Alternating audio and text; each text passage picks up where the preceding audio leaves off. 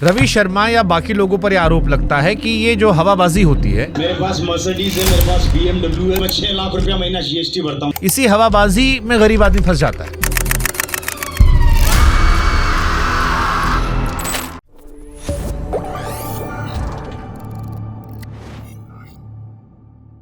रवि शर्मा या बाकी लोगों पर यह आरोप लगता है कि ये जो हवाबाजी होती है, इसी हवाबाजी में गरीब आदमी फंस जाता है। ये जो कहा गया कि 100 करोड़ मैंने कमा लिए, देखो मेरे पास प्राइवेट जेट है, मेरे पास ये गाड़ियां हैं। सर मैं फिर कह रहा हूँ, उसने ये नहीं कहा मैंने 100 करोड़ कमा लिया। हाँ, उसने ये भी ना कहा मेरे पास प्राइवेट, बट गाड़ियां तो दिखाई, वो सारी गाड़ियां, हाँ, गाड़ियां दिखाई, चार्टर दिखाया। नहीं, चार्टर नहीं दिखाया, 2-3 गाड़ियां हैं उसके पास, ये सही है, वो गाड़ियां हैं। लेकिन जो मैसेज गया, मैं जो गरीब आदमी की बात कर रहा हूं, जो मैसेजिंग गया वो ये गया कि इतना सब कुछ हो सकता है। और जो मैंने कहा ना, गरीब को सपने दिखाकर बेवकूफ बनाने वाला, वो इसीलिए आता है क्योंकि गरीब आदमी को लगता है यार मैं भी ऐसा बन जाऊंगा। सर हम सपने दिखाते हैं, मैंने कहा सपने दिखाने की एवज में हम गरीब आदमी से कुछ 1 रुपया भी नहीं लेते, और हमारे यहाँ सपने लोग पूरे भी करते हैं। रवि शर्मा भी उन्हीं में से जिसने सपने पूरे किए। रवि शर्मा के पिताजी ने डायरेक्ट सेलिंग ज्वाइन की थी। रवि शर्मा किसी और प्रोफेशन में था, उसके पिताजी का बनाया हुआ नेटवर्क उसको मिलता है, फिर उसके साथ वो काम करता है, तो जो नेटवर्क उसके पिताजी ने बनाया था उसका रेमोनेशन उसको आता है, अच्छे अमाउंट में आता है, और वो एक 25 साल पुरानी कंपनी में काम कर रहा है। सर वो 25 साल पुरानी कंपनी जब आई थी ये कंपनी, तब उसके पापा शुरू में डायरेक्ट सेलिंग में आ गए थे। हाँ, मैं कहता हूं कि उसका जो एक्सप्रेस करने का तरीका है वो इतना सही नहीं था, ये मैं भी मानता हूं। और इसके लिए हम लोगों ने भी, जैसे हम एसोसिएशन का प्रेसिडेंट हूं ADCI का, तो हमने भी एक गाइडलाइंस बनाई है कि अगर कोई व्यक्ति सफल हो जाए तो उसे अपने आप को कैसे एक्सप्रेस करना चाहिए।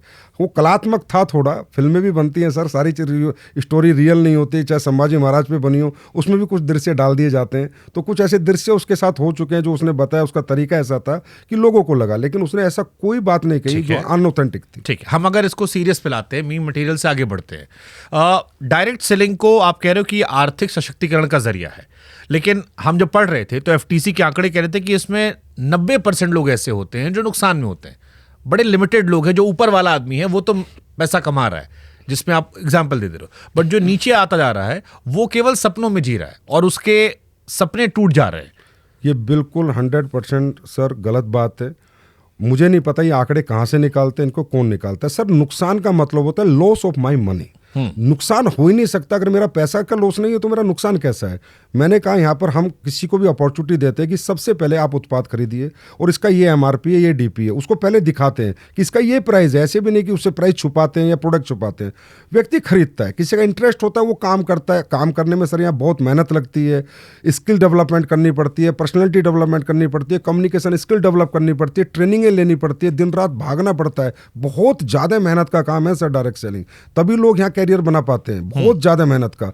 तो जो लोग नहीं बना पाते, वो जो उस लेवल की ट्रेनिंग नहीं लेते हैं, उतनी मेहनत नहीं कर पाते हैं, तो वो उत्पाद खरीद के रह जाते हैं, लेकिन लॉस तो उनका नहीं हुआ सर। लॉस तो जब है जब किसी के मनी लॉस हो, किसी के पैसे का लॉस हो, तो मैं मानता हूँ कि हाँ इंडस्ट्री ने लॉस दिया। सर आपने मुझे जो 1 रुपया भी दिया उसका भी मैंने आपको प्रोडक्ट दिया है, और यहाँ पर अगर आपने नेटवर्क बनाया और आपको पहली इनकम आई, वो आपका प्रॉफिट है। ये दुनिया की इकलौती इंडस्ट्री है सर जो फ्रॉम द फर्स्ट डे आपको प्रॉफिट देती है। नहीं, बट जैसे इसको लेकर एक परसेप्शन है कि ये पिरामिड लेवल पे काम करती है कि आप नीचे 5 आदमी जोड़िए, उसके नीचे 5 जोड़ेंगे, ऊपर वाला जो बैठा है उसको पूरे नीचे कमीशन मिलेगा। ट्रेनिंग के नाम पर आपने कुछ इनिशियल पैसा ले लिया, उसके बाद जो सामान दिया वो मार्केट रेट से ज़्यादा महंगा था, तो जो नीचे वाला आदमी है, मान लीजिए ऊपर वाला आदमी तो मज़े में है, बट जो 10 चेन नीचे आया उसका कैसे मुनाफा? सर आपने मुझसे 3 क्वेश्चन पूछ लिए इसमें। शुभांकर सर, सबसे पहले तो हमारी इंडस्ट्री की गाइडलाइंस 2021 में भारत सरकार द्वारा रिलीज की गई हैं, और उसमें एक ही चीज़ है कि फ्री ज्वाइनिंग। हम किसी को 1 रुपया नहीं लेते, ना ट्रेनिंग के नाम का, ना किसी मटेरियल के नाम का। हम प्रोडक्ट देंगे तो ही पैसा लेंगे, और प्रोडक्ट का ही पैसा लेंगे। दूसरी बात सर, पिरामिड का जो परसेप्शन है, ये आज तक कोई समझ नहीं पाया व्हाट इज़ द पिरामिड।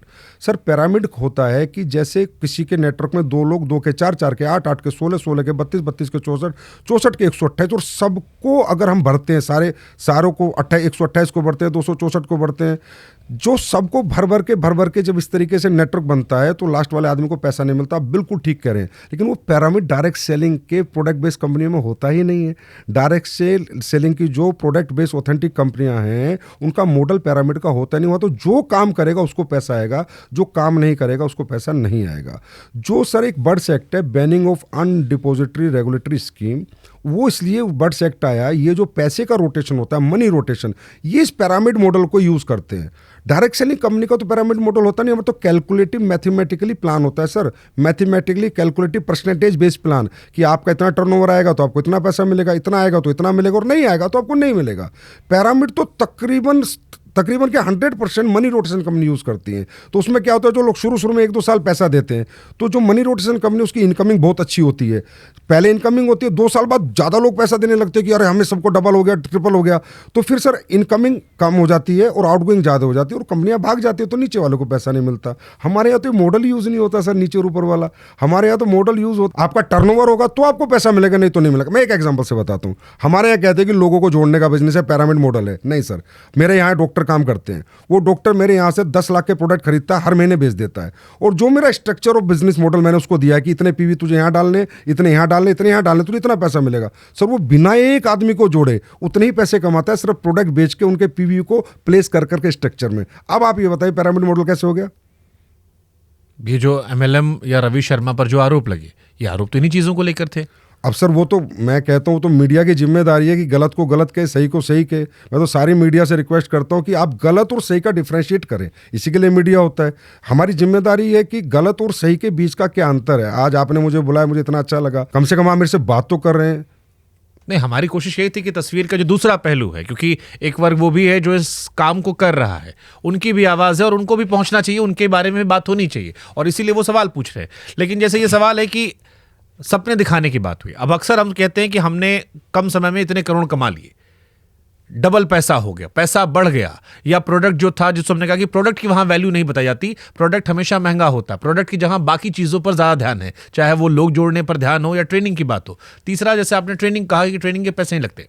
अब मान लीजिए गरीब आदमी आपके पास आता है जिसको हिंदी बोलना भी ढंग से नहीं आता, उसको उस ट्रेनिंग में लाने के लिए जो आपने कहा कि बड़ी मेहनत करनी पड़ती है, क्या आप फ्री में सब सिखा रहे हो?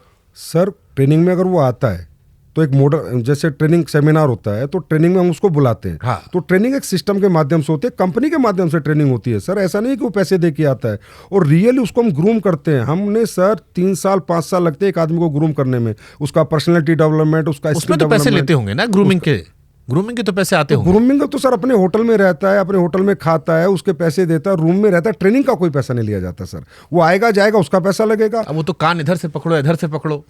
नहीं सर, कान भाई ट्रेनिंग का पैसा तब एक स्पेशल ट्रेनिंग का कोई डाला हो। एक होटल में अगर वो वैसे भी घूमने जाता किसी होटल के अंदर, तो उसको 5,000 देने थे, होटल में 3 दिन रहने के, तो वही 5,000 रुपये देता है, उसमें ट्रेनिंग और एक्स्ट्रा मिलती है ना सर। तो वो तो अच्छी बात है कि वो आया, वहाँ पर रहा और उसका खुद का इंटरेस्ट है। वहाँ भी सर कोई कंपल्शन नहीं है किसी चीज़ का यहाँ पर कि आपको काम करना ही है, आपको ट्रेनिंग लेनी है, आपको नेटवर्क बनाना ही है। यही सवाल गरीबों को लेकर आता है, जो सवाल उठाए जा रहे हैं लोग। मीडिया का भी इंटेंशन किसी को बदनाम करना नहीं है, उनका इंटेंशन ये है कि जब एक गरीब आदमी जो बेरोजगार बैठा है, जो नया लड़का है बेरोजगार, उस पर काम नहीं है, जब वो देख रहा है कि एक आदमी कह रहा है करोड़ों रुपए कमा लिए, या मेरा पैसा डबल हो जा रहा है, या मैं जुड़ूंगा तो मैं अमीर बन जाऊंगा, करोड़पति बन जाऊंगा, तो उसकी जो भी जमा पूंजी है जो उसके बाप दादा ने रखी है, उसको वो बेचकर जाता है इन ट्रेनिंग करने में या इन सिस्टम का हिस्सा बनने के लिए। क्या आप ये बता सकते हो मुझे कि कितने % लोग इसमें सक्सेसफुल होते हैं? मैं सर आपसे सबसे पहले, आपने कहा कि वो देखता है, हर व्यक्ति मुझे बताइए अपनी सफलता को प्रमोट कौन नहीं करता? ऐसा कौन व्यक्ति है? आज इतने बड़े बड़े कोचिंग इंस्टीट्यूट है, उसके अंदर लाखों रुपए करोड़ों रुपए लोग देते हैं कि मैं IAS बनूंगा, मैं IITian बनूंगा, मैं IIT JEE करूंगा, और वहाँ 5 बच्चे निकलते हैं। उन 5 बच्चों को वो कितना प्रमोट करते हैं कि देखो हमारे यहाँ पढ़ के 5 बच्चे निकले, तभी उन्हें नया बिजनेस मिलता है। मुद्दे की बात यह कि वहाँ पर उस सपने को पूरा करने के लिए कोचिंग इंस्टीट्यूट में उसका पैसा लगा था, पर इस डायरेक्ट सेलिंग इंडस्ट्री में उसने सपना हमने दिखाया नहीं है सर। उसके सपने जिंदा रखते हैं हम कि तुम हारो मत, तुम डरो मत। अगर तुम पढ़े लिखे नहीं हो तो भी अपॉर्चुनिटी है, तुम्हारे पास पैसा नहीं है तो भी अपॉर्चुनिटी है, तुम्हारे पास टैलेंट नहीं है, एजुकेशन बात नहीं करने की टैलेंट है, कम्युनिकेशन की टैलेंट नहीं है, सेल्स का टैलेंट नहीं है, तो भी हम आपको अपॉर्चुनिटी देते हैं। हम सपने जिंदा रखते हैं सर, सपने दिखाते नहीं कि तुम हताश मत हो। हमारे सर 40 साल की वुमेन, 50 साल के जेंट्स, ओवर 60 ईयर्स के लोग काम करते हैं, मतलब उनके सपने भी हमारी इंडस्ट्री नहीं तोड़ती, उनके सपने भी हमारी इंडस्ट्री जिंदा रखती है। इसका पैसा 1 रुपया नहीं लेती। हाँ, मैं कहता हूं कि एक व्यक्ति व्यक्ति जो भी सफल होगा जिस भी इंडस्ट्री में अपने आप को प्रमोट तो करेगी सर। ठीक बात है, ये कोचिंग इंस्टीट्यूट वाला एग्जांपल आपका ठीक है कि 4 बच्चे पास होते हैं, 1000 बच्चे आते हैं, उनमें से 4 कोई प्रचार करके अगले साल वो एडमिशन लेते हैं। लेकिन फिर आपने क्या कभी आप लोगों ने एनालाइज किया कि फिर आपकी इंडस्ट्री मीम मटेरियल क्यों बन गई? क्योंकि आज आपकी इंडस्ट्री पर जितने मीम बनते हैं, मुझे नहीं लगता कि इस देश में कोई और इंडस्ट्री है, कोई और ऐसा बिजनेस धंधा है जिसका इतना मजाक उड़ाता है। और आपकी इंडस्ट्री के लगभग हर व्यक्ति का जो सफल है या जिसकी वीडियोज आते हैं वो मजाक के दृष्टिकोण से ही वायरल होते हैं। सर आप ये बताइए, आज इन्फ्लुएंसर्स जो हैं वो मजाक किसका नहीं उड़ाते? आनंद अंबानी की शादी का भी लोगों ने मजाक उड़ाया, उसके भी खूब मीम बनाए। और आपको बताता हूँ, आप ही की दुनिया के एक बहुत बड़े इन्फ्लुएंसर जो अपना पॉडकास्ट चैनल चलाते हैं, एक मजाक शो में जाते हैं और वो माँ बाप के संबंध का भी मजाक उड़ा देते हैं। तो मजाक उड़ाना सर हमारी इंडस्ट्री का नहीं, क्योंकि हमारी इंडस्ट्री में लोग इतने दिखते हैं, हम लोग सोशल मीडिया पे इतने होते हैं, लोग रोज़ अचीवमेंट करते हैं, कोई गाड़ी खरीदता है, कोई पैसे कमाता है, कोई घर बनाता है तो वो वीडियो डालता है। अब ये बेरोजगार लोग जो इन्फ्लुएंसर है, हमारा मजाक बना के इनको पैसा मिल जाता है, तो हम कहते हैं मजाक बनाते रहेंगे, हम जिंदगी बनाते रहेंगे। सर ये बनाते रहें आगे भी मजाक, हम जिंदगी बनाएंगे, मजाक बनाएं।